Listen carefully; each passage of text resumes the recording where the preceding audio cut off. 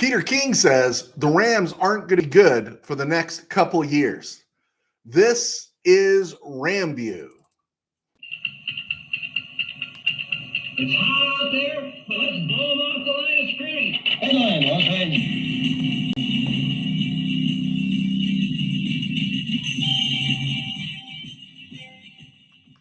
Live from the Ram Cave, I'm Joe Terosian, and this is RamView, the March 13th, 2023 edition, brought to you by Kistler Auto.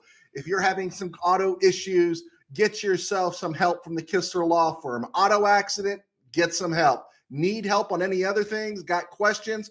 Call Kistler Law at 661-206-6990. That's Kistler Law at 661-206-6990. And check out KistlerLawFirm.com. Kistler Law, they've been fighting for you since 92. And by Temple City Auto Repair. Having some auto issues? Get yourself some John and Henry at TempleCityAutoRepair.com. So it happened, right? It happened. You didn't want it to happen, but it happened. And before I get into what happened, one of the narratives that I just cannot stand this offseason, one of the things that has just driven me absolutely bonkers, you know, if you're an old Billy Jack fan, the kind of thing that just drives you berserk, right? I've just really resented that the low-hanging fruit of the media, the Peter King types, right? I understand you got 32 teams to cover, but you got to be a little more nuanced in what you call out everywhere across the board. Not just Peter King, but so many of these reporters who do this full time, is that the Rams' bill came due, that they had Super Bowl hangover, that they didn't recognize they were suffering from hangover, that they just had a bad season and they should have saw it. Really bugs me, because if you've seen the Rams 17 times this past season, the reason the Rams fell to 5-12 in 2022 was because 4 of their 5 offensive linemen missed significant time. Backups were injured and lost for the season.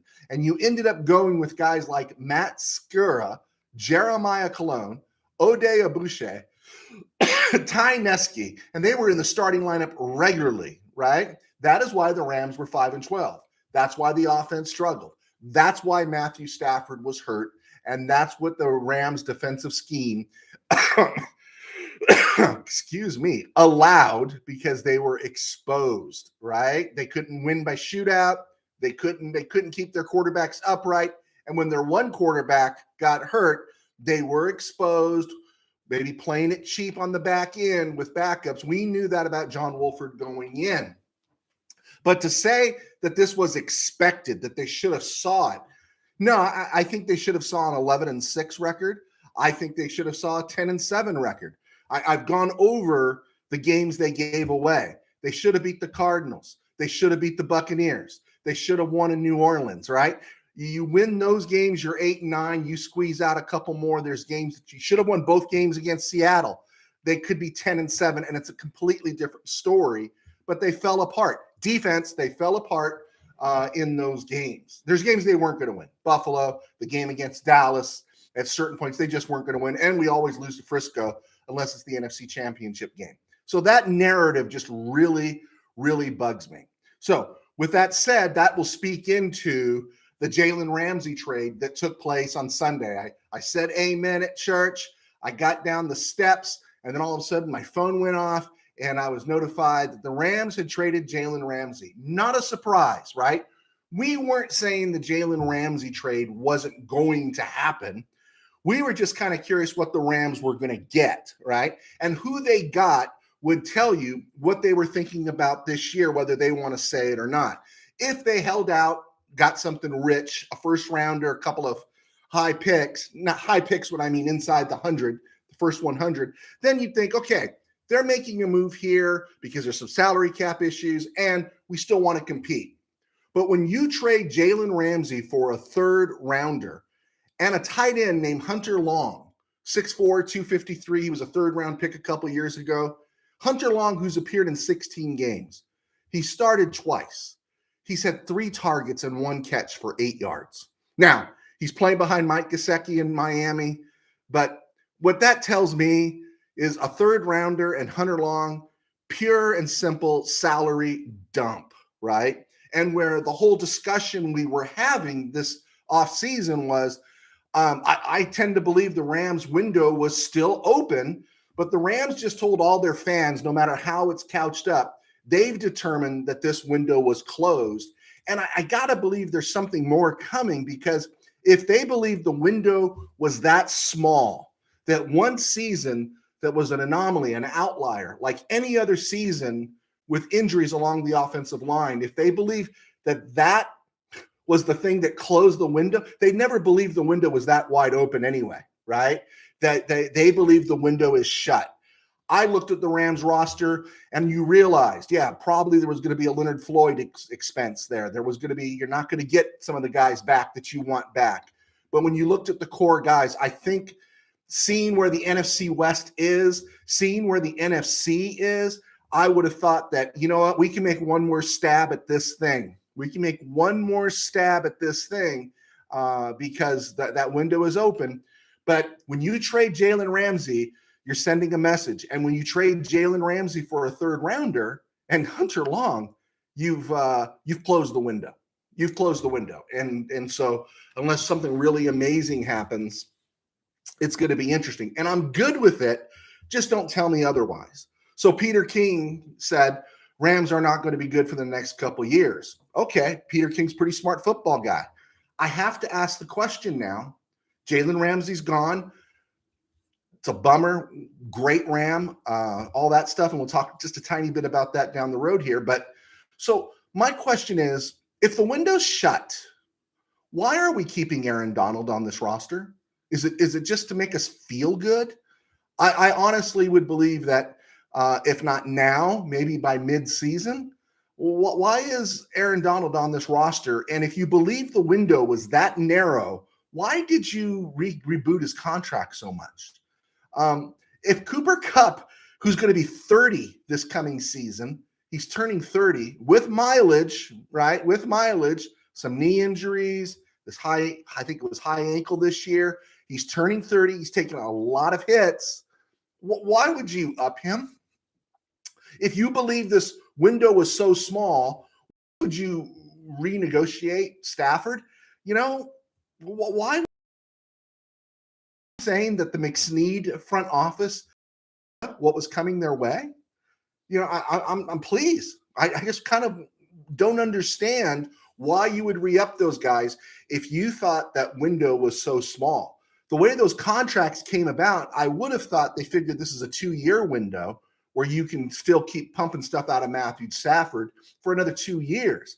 I just don't understand why you renegotiated and restructured and gave more money to Kupp and Aaron Donald, and even Stafford, if you believe the window could shut merely by a series of offensive line injuries, when you're not going to have those same type of injuries this year. There's going to be injuries, but that was such an outlier and such an anomaly. And now the Rams are walking away. So they've basically aborted this season.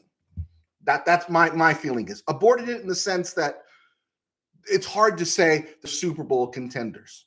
Contenders in the NFC, yes, because the NFC is weak, and we'll get into that. But part of my other struggle is treating a player like Jalen Ramsey as just another player, a great player, but they didn't see him as a transcendent player, right? He just made a lot of money, and you were able to move him on. But if you saw Jalen Ramsey play, he wasn't just a cover corner. He was an outside linebacker. He was a zip. He was a guy that could go get the quarterback. He was a guy that could play free safety. He was a guy that would come up and tackle and come up and lay the wood. He's the guy that kept playing when the season went south last year. He's a guy that gave it all. He's a transcendent player that I view needs to be seen in the same light that we see Aaron Donald, and the Rams just completely underutilized him in this now flawed system that they have. And so yeah, I understand, everyone's saying it. McVay wants to pivot to offense. But my struggle is that, and then the other thing they were saying is that Ramsey didn't have a good year. Can I just encourage you, trust your own eyes? Don't believe people who don't watch the Rams every week, every play, when they tell you that Ramsey had a bad year. It's so lazy. People who make a lot of money, a lot more money than I do doing this, and have a big black platform can get really lazy, and they just take the narrative that it's received knowledge from somebody else, and so just do your own study. You saw Jalen Ramsey last year; he was pretty amazing, and he continues to be amazing. And so yeah, I would have thought they would have viewed him as a transcendent player that should not be just whatever this ridiculous system is we're playing. We know what the system is, but they moved him and they got a third rounder for him. Salary dump. That's all it was. Salary dump. And here's the interesting thing. So the Rams started this offseason 14 and a half, or this new offseason, in 14 and a half in the hole salary cap wise. Bobby Wagner, 5 rocks, savings 9.5. Coleman Shelton opted out, 2.7 saved, and now 5.6 is saved with the trade of Jalen Ramsey. But the Rams are still 1.9, 1.4, depending on how you want to measure it, in the hole, right? Remember, Leonard Floyd was designated a June 1 release. He's not saving them any money right now. And that means there'll be money down the road in this whole, whatever it is they're doing, and such. So another restructure maybe should be coming, another cut. Keep an eye on Tyler Higbee. We'll see. With the third rounder acquired, number 77 overall, the Rams now have 11 picks, 3 in the top 100, number 36, number 69, and number 77. Also, the other question I had, I posted it online and I got some nice responses, was the Rams defense was so dependent on big plays in the red zone last year. Remember? Teams just did whatever they want. The Andy Daltons and Colt McCoys of the world did whatever they wanted between the 20s, right?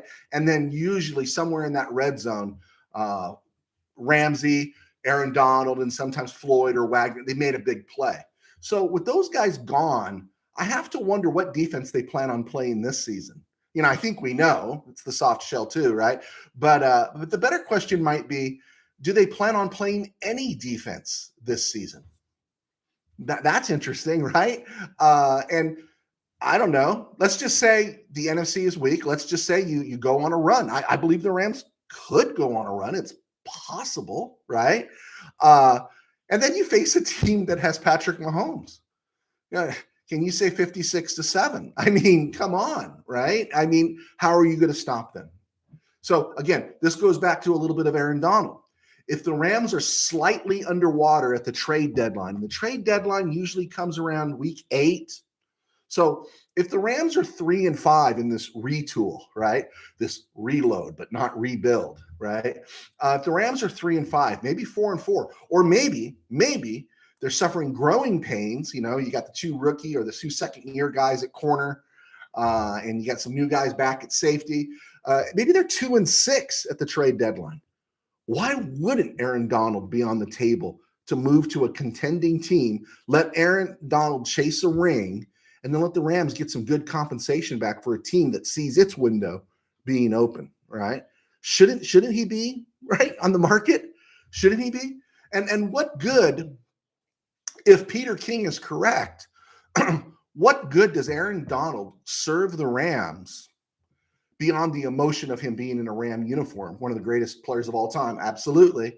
But what does he serve if the team isn't even in the wild card picture, or at best just in the wild card picture that's aiming for a first round departure? You know, if the Rams aren't going to be good for the next 2 years, well, what are they thinking? And so it's going to be interesting to see how it plays out. Obviously, I don't think they're done. But again, want to go over the cap. Bobby Wagner, Coleman Shelton, and Jalen Ramsey, and some odds and ends. I've seen different scales over the cap, spot track. The Rams are still between 1.4 and 1.9 over the cap, and they have to get under that. So again, keep an eye on Tyler Higbee. He's a 3.9 hit against the cap. He's 30 years old. Bryson Hopkins can catch. I don't know if he's a consistent blocker outside that great block he made in the Super Bowl on 4th down. Hunter Long, like I said, 16 games, 2 starts, 3 targets, 1 catch. 6'4", 253. He looks like a a later version of Corey Harkey to me, a tight end who doesn't do anything but block, right? Now, maybe they've got other plans for him. Maybe they envision something for him. I mean, he drafted third round out of Boston College. I think it was Boston College. We drafted third round. Somebody must have saw something in him beyond being just a blocking tight end. And he was behind Mike Gesicki. But it will be interesting to see how this plays out. So it's commercial time. I'm Joe Terosian. I spent 21 years as a sports writer. I do RamView and I write books. My books, I think you got one over the shoulder right here, over the shoulder there, I think it is, Tangent Dreams. I write books, and that's how I supplement my income, doing RamView, writing books. I don't work in a newspaper anymore. But my day job is I pastor a bank called Burbank Faith Virtual. It's located in Burbank. Located right here on YouTube. You just got to click on Burbank Faith Virtual, search that out, and you'll see our messages that we post daily. And if you want to check us out, let me know. Meanwhile, I'm right here. And I just want to say thank you to our sponsors, Kistler Law Firm. That's one word when I say that, KistlerLawFirm.com. And of course, Temple City Auto Repair. Those dudes have had my back a number of times. So got the commercial in. Where are we at in time? We are at the 16-minute mark. I got a viewer out there. Cool. If you're a viewer out there, let me know. I usually don't get viewers until after we stop being live. Rams Wire is reporting that the Rams aren't going to tender a contract to Marquise Copeland, and that's okay. He's an undrafted guy, been around for a few years. He's undersized. Him, Jonah Williams, they're just undersized. They're not legitimate replacements for Greg Gaines, Ashawn Robinson. They're just or Bobby Brown. Bobby Brown we will have back this year, but Ashawn Robinson and Mike and Greg Gaines are free agents. I got to imagine maybe there'll be room for them to come back to the Rams. Hopefully Greg Gaines. I don't know about Ashawn Robinson, though he did have a nice Super Bowl. The Ram also cut the Italian stallion Max Percher. He was one of those EuroLeague guys that they brought over on a special deal, and he never really got any playing time. I think he's about 6'7", but he's Italian, and it was just kind of a project. But it said I got news today the Rams cut him, so I wanted to get that one out there. Also, I thought this was interesting. I wanted to mention in terms of prospects. Now, I might be curious about what the Rams are doing. I'm not mad.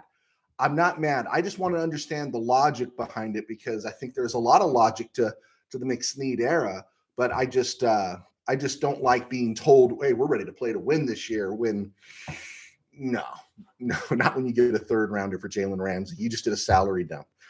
And maybe Peter King is right. The Rams aren't going to be good for 2 years. But I wanted to say this. In the Super Bowl era, the second year or third season, I guess you could say, of each of these decades, 1970, right? 1972, 1982, 1992, 2002, 2012, and 2022. The seasons, each one of those seasons, the Rams had a losing record. In 1982, 2-7, 1992, 2002, 7-9, 2012, 7-8-1, 2022, 5-12. Isn't that amazing that 2 year, which would be the third, I guess, in every decade since the Super Bowl era began, the Rams have a losing record. But I thought it was interesting that 72, they were 6-7-1. The following year, they were 12-2 and made the playoffs. In 1982, they were 2-7. In 1983, they made the playoffs at 9-7.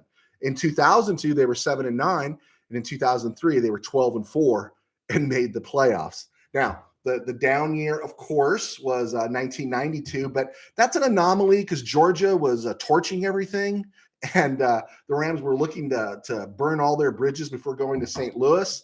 And then the other only outlier would be 2012, 2013. The Rams won 7 games both those seasons. But there is generally, for the most part, significant improvement by the Rams historically after a bad 1972, 82, 92, 2002, 2012. So 2022 should be a good year. I expect it to be a good year because I believe Sean McVay is a great coach.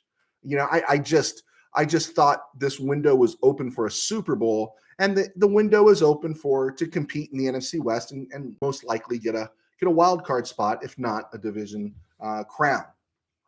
So, NFL news, a lot of fun stuff here today. Quick news on former Rams. Greg Zuerlein re-upped with the Jets today. He had a pretty good year for the Jets. I think he hit 30 or 37 field goals. Yeah, hit most of his extra points. He had a good year. So Greg Zuerlein, Greg the Leg, is still in the NFL, kicking for the New York Jets. Houston, of course, signed Robert Woods last Friday. That was a good signing for Houston because they're going to get a rookie quarterback. And even if they don't get a rookie quarterback, which I got to believe they will, Robert Woods is the perfect guy, whether it's Bryce Young, CJ Stroud, or even Davis Mills. Robert Woods is a perfect guy for that. And the fact that he was signed so soon, 2 years, 15 mil, that's about $8 a year, 7.5 a year. It tells you how the league views Robert Woods, is that he was picked up fairly quick. And so that was interesting. And of course, it concludes his career with the Rams. Speaking of Houston, last year they signed Ogbo Okoronkwo as an edge player from the Rams off the Super Bowl team. The Rams picked up, I think, a 6th or a 7th round compensation pick for him, compensatory pick. Well, it was only a 1-year contract for Ogbo, and he gets what would be his bag. He signed as a free agent with the Cleveland Browns today. 3 years, 19 mil. So good for Ogbo Okoronkwo getting his payday. And going back to the Houston Texans, back where it all started for him, is Case Keenum. He was in Buffalo the last couple of years. He signed a 2-year contract to return to the Texans and be the mentor for CJ Stroud, Bryce Young, Will Levis, or whoever hits whoever they grab in the NFL draft. We got to think they're drafting quarterback. Of course, the great trade the Bears made on Friday, trading the number 1, trading back to acquire more draft picks, and of course DJ Moore, wide receiver. Well, that was a great pick, and we can speculate what Carolina is going to do. But the Bears not only made that move, but today they signed Titans guard Nate Davis to a 3-year, $30 million deal. They signed a pair of inside off-ball linebackers, Tremaine Edmonds from Buffalo, 4 years at 72. And then they signed from Philly, TJ Edwards, 3 years, 19 and a half. And it's getting really interesting to see what the Bears are doing. You wonder, like, are they going to add some more skill players? I got to believe that maybe somewhere in the draft, they're going to be looking at running back to bolster that up just a tiny bit more, because I think David Montgomery's a free agent. And then, of course, they want more depth in other places. So it'll be interesting to see what's going to happen between the Bears. And it's going to be put up or shut up for Justin Fields. So this is kind of the Bears for the first time are kind of interesting. Frisco business, which is pretty fascinating right now. They signed Philadelphia's Javon Hargrave, defensive tackle, 4 years, 80 rocks. And that one bugged me. That one, man, I knew the Rams weren't going to sign Hargrave, but yeah, that's going to make Frisco formidable. But they lost Mike McGlinchey, the right tackle. He signed with Denver for 5 years, 87.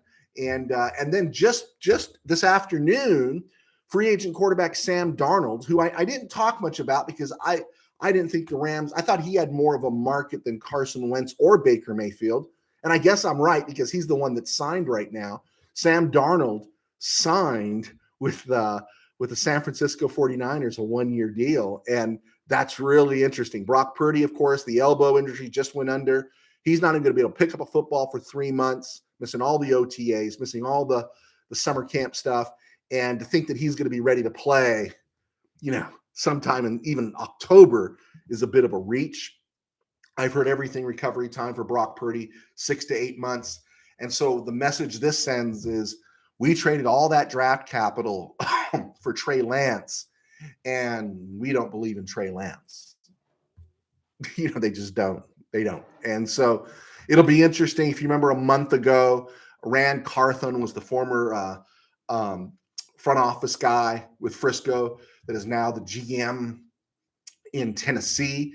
And there was this little go back and forth on Twitter that Trey Lance was hitting, hey, I'm available, come. And Trey Lance says, no, Frisco's my home. I want to stay here. But there might be some legs to that story as Frisco tries to maybe distance himself. They spent so much for Trey Lance. It's almost like you got to give him a shot. And maybe that's what it is. They're going to give him a shot to fail, and then they'll go to Sam Darnold until maybe Brock Purdy's ready. But the Frisco quarterback spot is still wide open. And I got to be honest with you, given who's been quarterback for the 49ers in the past that always beat the Rams, I kind of like the move for Darnold because Brock Purdy is efficient. Jimmy G was efficient. CJ Beathard was efficient. Mullen was efficient. All these guys are efficient. They don't make mistakes. But we know Sam Darnold sees ghosts. And we know Sam Darnold is a little more instinctive and less robotic. And so I don't think he's got the patience of some of those other quarterbacks because he is immensely talented. And so we might have a chance against Frisco this year. Sam Darnold's playing quarterback if we had somebody playing defense. That's interesting. Escape from Cincinnati, 2 safeties. Lesser one, Von Bell, signed with Carolina. And Jesse Bates, you guys remember him from the Super Bowl? He signed a pretty decent deal with Atlanta. I think 4 years, $16 million a year. And so Cincinnati's going to be in the market for some safeties. Maybe they'll take Nick Scott. We'll see. And then Cam Sutton, my friend Rob Sorge, the Steeler fan who lives in Missouri, who loves to torment me with all sorts of sticks to the Rams. Rob Sorge was telling me Cam Sutton left the Steelers today and signed with Detroit. Makes sense. Detroit's looking for corner help, and it gives you some interesting insight to where they're going to be picking at number 6. A lot of talk about Christian Gonzalez and from Oregon going there. So Detroit's addressing its cornerback issue. They gave Cam Sutton 3 years, 33. Not a bad player. And Pittsburgh jumped back into the market and gave 2 years to Patrick Peterson, the guy that used to play with the Cardinals, who had a couple of decent years here with Minnesota. Patrick Peterson could still play a little bit, and he signed with Pittsburgh. You usually don't see that name guy late in his career go to Pittsburgh. And I'm thinking that if Pittsburgh's looking to go that over-the-hill gang thing like that, bring in some older guys, veterans, hey, man, Aaron Donald would love to go to Pittsburgh. And if you want to cough up a couple of picks, that'd be great. I think we can dance with that. All right. Also, another thing that came up, Jimmy G goes to Las Vegas. I was laughing when I saw that because when you think of Jimmy G, where he began with the Patriots, and it's like the Patriots are still sticking it to the Raiders. When I was a kid, the year the Raiders won the Super Bowl in '76, they nearly lost their first round home game to the Patriots in the Alameda Coliseum. And there was this weak, terrible roughing the passer personal foul call on Sugar Ray Hamilton and Sugar Bear Hamilton on Ken Stabler. And they just gifted that game to the Raiders. And the Raiders won and, of course, went on to the Super Bowl. Then in '78, it was the Darryl Stingley injury. And then the Patriots started bouncing back. Again, I don't expect everyone to remember this, but in the '85 playoffs, the Patriots came into the Coliseum when the Raiders were expected to advance. The Patriots came into the Coliseum and beat the Raiders with Tony Eason, and they won that game. That's the game where Matt Millen took a punch at then Patriots owner, was it Billy Sullivan, I think it was. And so the Patriots got revenge there in '85. And then, of course, the ultimate, and I think my friend Bill Alajaji, ultimate Raider fan, is watching right now, the Tuck in 2000 or 2001 season. That is, again, the other case of the Patriots really sticking it to the Raiders. And so I have to wonder, covertly, are the Patriots still sticking it to the Raiders? And because they somehow the Davis family was convinced to take and trust longtime Patriot employee Josh McDaniel, who had already failed in Denver. And that's what I'm just trying to figure out about Josh McDaniel. He runs out Derek Carr. Okay, now I'm not saying Derek Carr is Tom Brady, but Derek Carr certainly isn't Jimmy G. And he replaces Derek Carr in a division with Patrick Mahomes, Justin Herbert, and a very likely to be revitalized Russell Wilson. He tries to combat that with Jimmy Garoppolo. And it reads like a Mel Brooks script, right? It's like, are you kidding me? Is this real? It's almost like it's almost like Josh McDaniels is doing his version of The Producers, right? With the Raiders. It's almost like he's Hedy Lamarr trying to pick the sheriff at Rock Ridge, and he's bringing in Jimmy G. Now, I don't think Jimmy G is going to have the success that Bart does, but Jimmy G got 3 years, 67.6, and I think 30 something of it is guaranteed. It's not about the money so much. The Raiders have money to spend, but I just don't know how you run out Derek Carr and bring in Jimmy G. I don't know.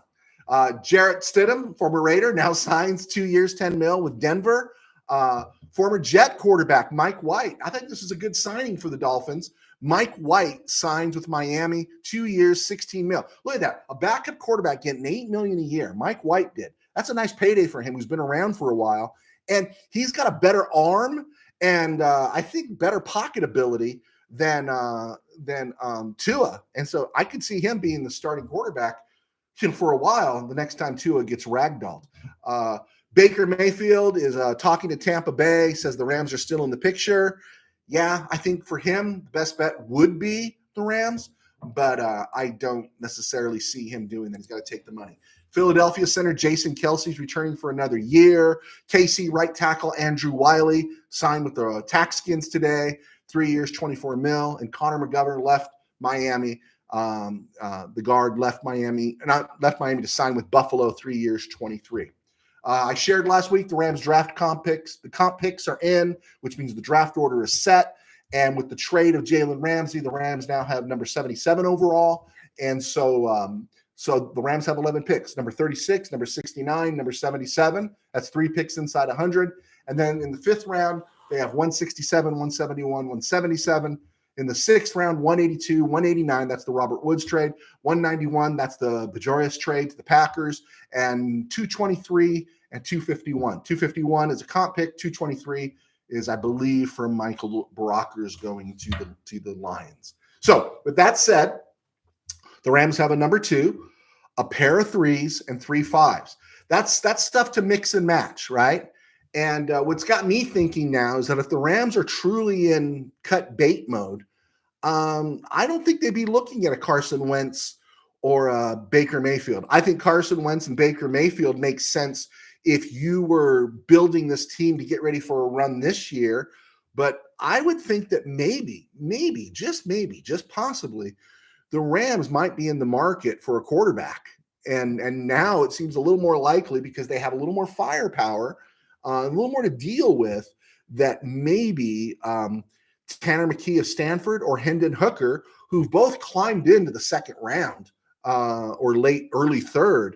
It wouldn't be surprising if the Rams maybe made a move, right? And on one of these guys and use them to develop them for the next 2 years. So maybe they hit the ground running when they're good again in 2 years.